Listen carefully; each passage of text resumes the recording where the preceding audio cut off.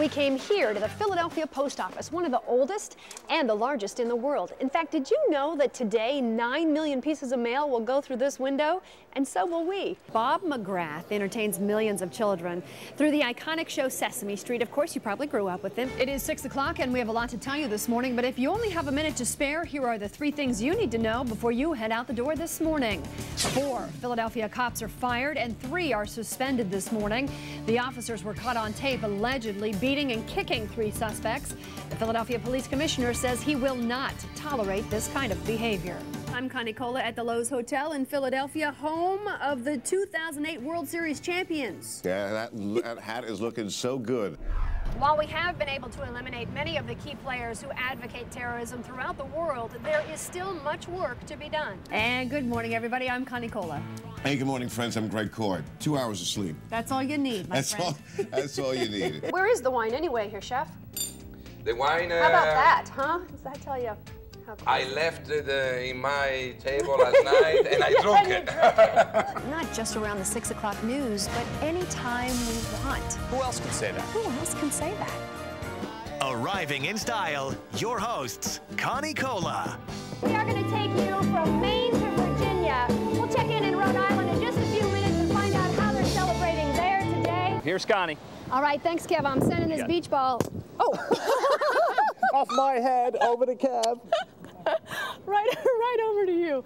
Nice to have you here, Robert. With Wall Street taking a 6% plummet yesterday, the economy continues to drive presidential politics. Senators John McCain and Barack Obama will both tout their economic plans in battleground states today. McCain will be in Florida. Obama will be in Indiana before flying to Hawaii to visit his sick grandmother. GOP vice presidential candidate Sarah Palin and her husband Todd will give depositions tomorrow to Alaska's personnel board. The board wants to know if Governor Palin unfairly fired Alaska's public safety director. A state bipartisan legislative council already ruled that she abused her power by firing him for refusing to terminate her ex-brother-in-law, who was in a bitter divorce battle with her sister. Overseas now, and fighting in Afghanistan leaves 3 U.S. coalition troops dead, killed by a roadside bomb. Officials say 18 Taliban militants were also killed in a separate clash. And it is becoming commonplace for the Taliban to target Afghanistan, U.S. and other foreign soldiers as well, with roadside and suicide bombs. Well, let's talk about former Senator Phil Gramm for a moment, an economic advisor to John McCain. And he said basically that America is a bunch of whiners and that we're in a mental recession when he was talking about the economy. It's a comment that his opponent quickly seized on, so let's listen to the other side. Barack Obama using a little comedy there to make a point. So rate for us how damaging these comments are by Graham. Well, they certainly do not help Senator McCain. The news isn't so bad, though, for McCain. He's actually raised some $22 million just in June. It's his best month ever. So how do you account for that surge in fundraising? And really, can he now be competitive with Obama when it comes to finances? You know, Connie, I must admit that this has been an absolutely remarkable month from a financial standpoint. ABC News running a story right now about how the military commanders have some pretty serious doubts about any talk of withdrawal from Iraq anytime soon, which would obviously call into question Senator Obama's plan.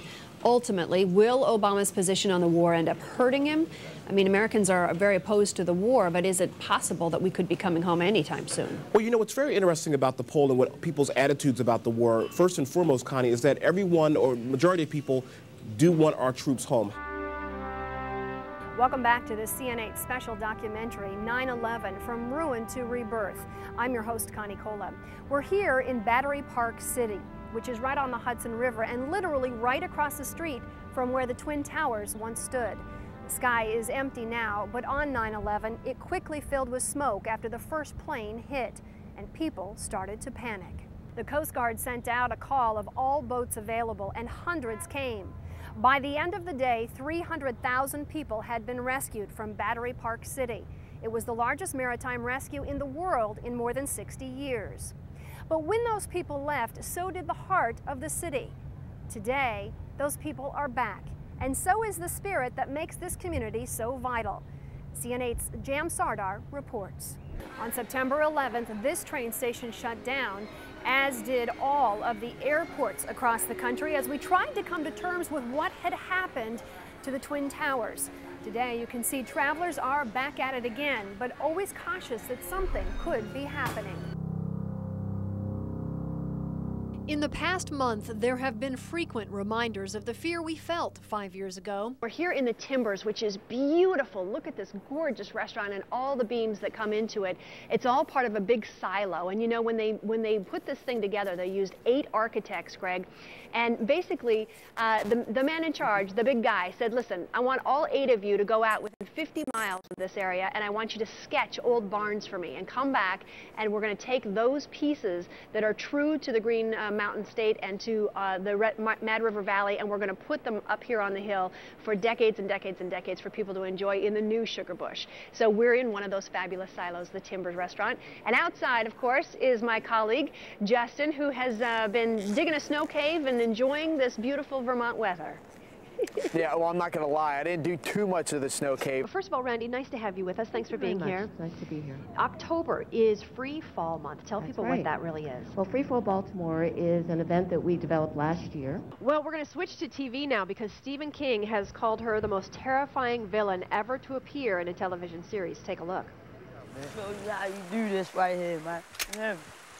Don't rush me on I'll get at you when I'm at you. Felicia Pearson, better known as Snoop, is one of the stars of HBO's hit series The Wire, filmed right here in Baltimore. Felicia Pearson joins us this morning. Nice to see you. Nice to meet you, too. Yeah. I read your book, Grace After Midnight, and I have to tell you, it's chilling. It really is chilling, and it makes me look at it and go, boy, does somebody have their arm around you, because your life was really, really incredible from the very, very beginning. You say at the very first part of this book that you should have died twice. What happened there? God just say he got a plan. I ain't know what it was, and here I am. And here you are. Yes, you ma'am. were a crack baby. Yes, ma'am. And grew up in a very, very tough neighborhood. Yes, ma'am. Started selling drugs and trying to survive. Yes, ma'am. When you look at that life now, does it feel like it's still part of who you are, or does it feel like it's a long way away? No, it's long gone, because there's nothing in the streets but death or jail. And I already been in prison, and I most definitely don't want death. Yeah. Yeah. You were discovered in a nightclub. What happened? Michael K. Williams, he played a character, Omar. He kept looking at me strange, and me and him just got together, and he brought me to the writers, and they made me audition, and here I am. And here you are.